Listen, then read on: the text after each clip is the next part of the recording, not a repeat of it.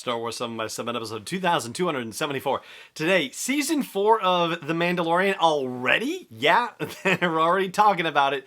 And it opens up a larger conversation about the Mandoverse. Yeah, that's a thing. Or at least I'm going to make it a thing. If it doesn't exist already, punch it.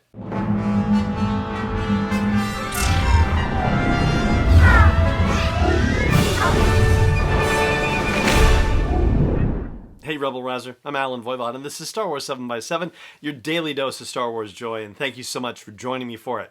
So, Season 2 of The Mandalorian is set to debut on October 30th. We have already heard reports that Jon Favreau is working on Season 3 of The Mandalorian, and I'm sure he's not doing that in isolation.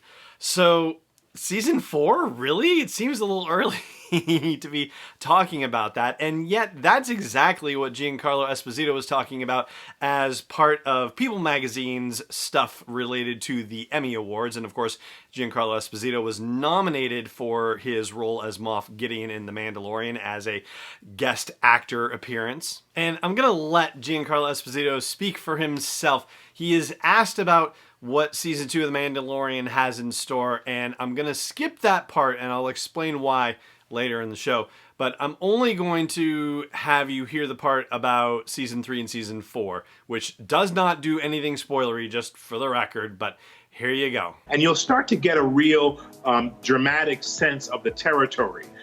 We're living in a universe that is, just huge and so much to explore. So I think this show is going to start to lay the groundwork for the depth and breadth that's going to come in Season 3 and Season 4, where you're really going to start to get answers. So there you go, Giancarlo Esposito, Moff Gideon from The Mandalorian, talking about the depth and breadth that will be revealed as they get to Season 3 and Season 4. And, as he's saying that, it makes me wonder, okay, well, they haven't even officially announced that Season 3 is a thing, let alone Season 4. I mean, that's kind of crazy on the one hand. On the other hand, even though we've heard the stories about how Jon Favreau went and pitched this thing and he had 4 scripts for the first season done already, right? This is not something that they would have greenlit unless they had an idea how far this thing could go, right? I mean, it's one thing to say, look at the Kenobi series, which is not going to be a series, it's going to be a mini-series. It's going to be 4 episodes, used to be 6, now it's down to 4, last reports. And it's only going to be a one-shot thing. It's not going to be an ongoing thing. If they were going to launch a Star Wars series on Disney Plus and launch Disney Plus on the back of a Star Wars series as original content, you would have to imagine that they were looking at The Mandalorian long term, on the presumption that if they get it right with Season 1, that they can write their ticket for as long as they want. But all this talk about laying the groundwork and the depth and breadth of the universe and it being a big universe, well, it's hard to hear that sort of thing without thinking of the other rumors that have been kicking around about, say, the appearance of Ahsoka Tano in this season, or, other characters or other series that have been rumored to be in development at Disney Plus and all this stuff, and to consider the possibility that The Mandalorian is not just The Mandalorian. It's not just the series that's kicking off Disney Plus for Star Wars, for Lucasfilm, but that it's actually the centerpiece in what you could think of as a Mandoverse. And I'm going with that because, Marvel has the Marvel Cinematic Universe, and that cinema, they don't have like a real, colloquial official name for their television shows, unless there was one for the Netflix shows that I missed. But I was thinking about the Arrowverse, which is the series of DC Comics related TV shows that were airing on the CW, right? Arrow and Flash and Legends of Tomorrow and Supergirl, Black Lightning, etc., etc. So yeah, there are all of these shows that, tie in, and it's sort of the brainchild of this guy, Greg Berlanti, or at least he's been sort of the showrunner and the Kevin Feige of this particular situation, if you will. But it's referred to, generally speaking, as the Arrowverse, and so because it's television, it seemed like, a pretty decent idea to go. So I'm going with Mandoverse for this. And so when Giancarlo Esposito talks about the notion of Season 4 of The Mandalorian, I think he's saying that colloquially. Like, he's just saying, yeah, think about how big this is. So when we get down the line, season 3, season 4, like, that's just general excitement. I don't think he knows anything in particular about season 4. And if season 3 is still being written, he may not yet know anything about it other than being able to have a sense of where it might go based on what he knows about season 2 already.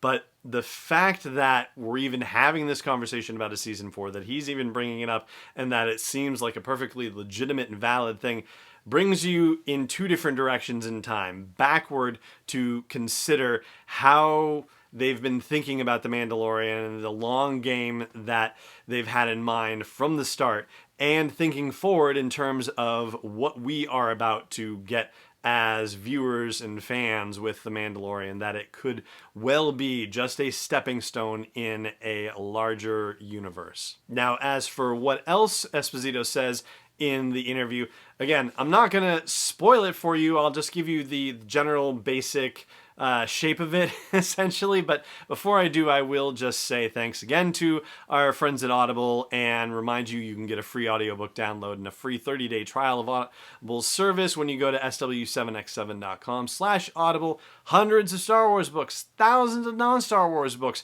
And I haven't listened to any of the non-Star Wars books really, but I imagine that if they go to all the trouble of doing, awesome music and sound effects for the Star Wars books, I imagine they must do something similar for the non-Star Wars ones. But hey, find out for yourself. Get your free audiobook download. Get a free 30-day trial. Just go to sw7x7.com/audible to check it out. And thank you so much for supporting me and Star Wars 7x7. So, the original question that opens up Giancarlo Esposito's answer that you heard the back half of earlier here in the show is about what to expect with season 2 of The Mandalorian. And he gives some answers. And I will say that on the one hand, maybe there's stuff in there that like, oh yeah, we probably could have guessed at all that. And on the other hand, I heard it and I was like, okay, maybe it feels like a line too far. So as I said, I am not going to spoil that for you here on the show. I will say that if you go to sw7x7.com, I will link to where this is on YouTube, and so you can watch it for yourself and decide. He talks about the child, he talks about the Darksaber. That's where I'm going to draw the line here on the show. And if you want to go further down that rabbit hole, then I will make it available to you. But for now, that is going to do it for this episode of the show. Thank you so much for joining me for it, as always, and may the Force be with you, wherever in the world you may be. Star Wars 7x7 is not endorsed or sponsored yet by Lucasfilm Limited, Disney, or 20th Century Fox, and is intended for entertainment and information purposes only. Star Wars, the Star Wars logo, all names and pictures of Star Wars characters, vehicles, and any other Star Wars-related items are registered trademarks and/or copyrights of Lucasfilm Limited or their respective trademark and copyright holders. May the Force be with them. All original content is copyright 2020 by Star Wars 7x7. We hope you love it.